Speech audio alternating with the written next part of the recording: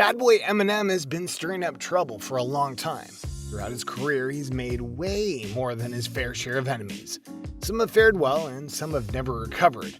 In all circumstances, you can bet Eminem will hold nothing back, especially the F word.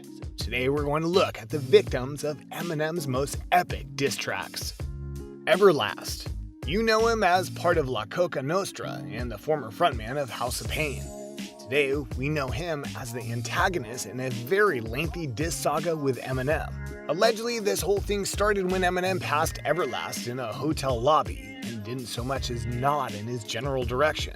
So Everlast took aim at M and his daughter in a diss track that clearly upset Eminem and prompted him to return fire with "I Remember," mocking the end of Everlast's career, to which Everlast returned with "Whitey's Revenge."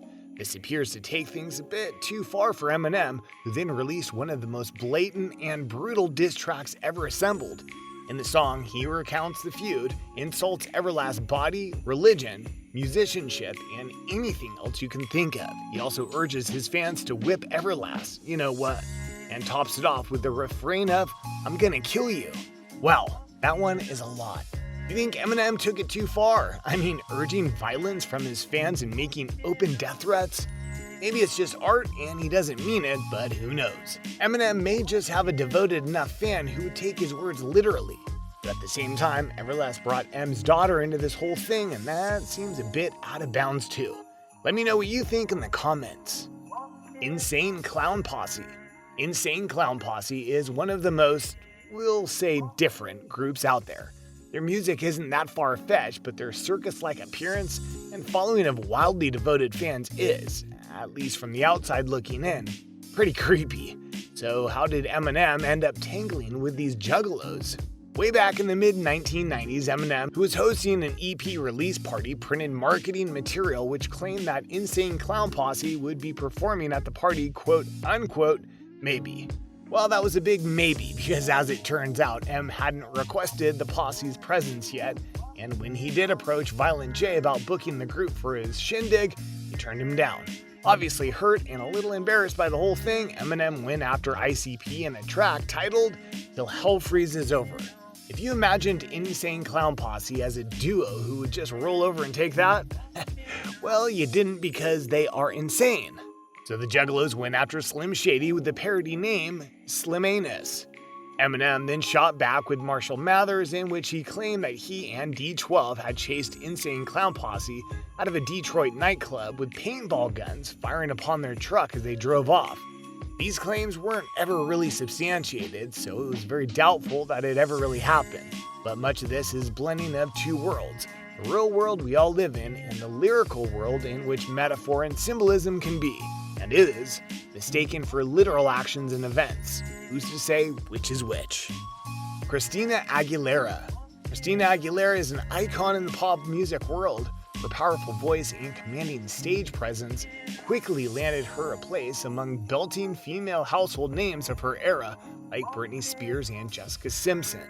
The rift between Aguilera and Eminem arose when she spilled the beans about Eminem's secret marriage ceremony to his longtime girlfriend on MTV.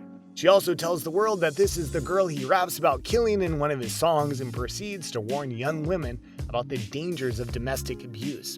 One could say that Eminem had this coming because, well, he did rap about killing a girl, but he really didn't appreciate the leaked info about his marriage and the implication that he is a real-life abuser. Though in one of his most popular songs ever, The Real Slim Shady, he goes after Christina, even going so far as to accuse her of giving him a disease transmitted by, well, you get the point. Aguilera's team dismissed the claims that the two were ever romantically or physically intimate, and Christina came out with her own track countering Eminem's diss with "Will the Real Slim Shady please shut up?" This made the VMA Awards very interesting when Aguilera had to present Eminem with Best Male Video of 2002. She referred to him as a real troublemaker while introducing the nominations, then remarked with a laugh, "Interesting," before revealing Slim Shady as the winner. It's said that the two made up backstage and hugged it out at this event, but Eminem rekindled the feud in 2018 by poking fun at Christina in Kickoff. Who knows how these two really feel about each other in real life, but their quarreling has nonetheless been entertaining for their fans throughout the years. Will Smith. If there was any doubt that Eminem was willing to go after heavy hitters, well, put those aside right now.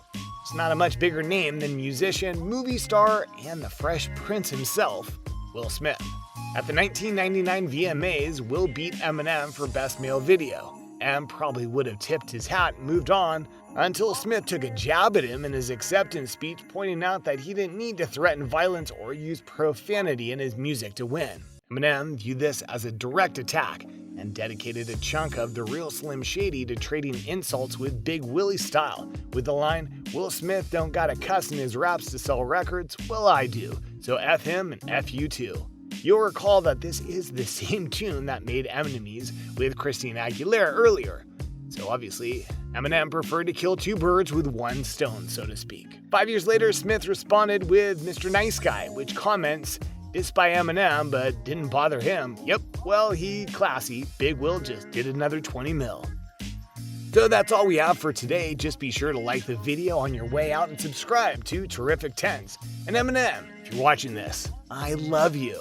I love all your stuff. I would definitely sing at your party. Please don't diss me.